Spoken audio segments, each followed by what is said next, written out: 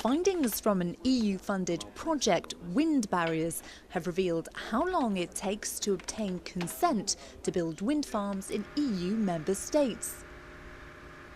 The details were released at the European Wind Energy Conference and Exhibition in Warsaw.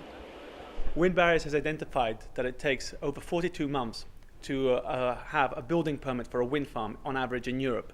This is much too long if we are to meet the ambitious renewable energy targets. In some countries, it takes over 4 years. This is too long. We have to bring this down. It can be done in less than 20. And it seems there's a big gap between countries.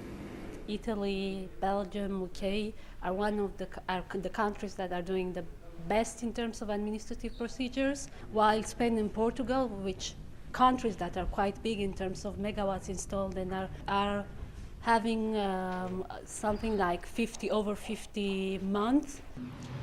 If the EU target of achieving 20% renewable energy by 2020 is to be met, experts argue that wind farm developers will have to plan well ahead. When it takes you 3.5 years to get just your building consent, then you really need to be handing in the application in a well time before 2020. So you have to hand them in maybe 2015 or 16 in order to have the needed turbines to achieve the 2020 goals. It's hoped that the Wind Barriers project will highlight the need for action to key decision makers.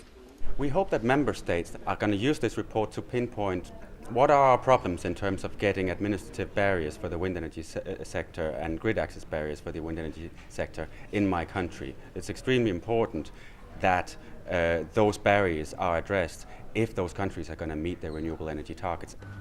The next issue to be studied by the Wind Barriers project is the length of time it takes for wind farms to get connected to the grid.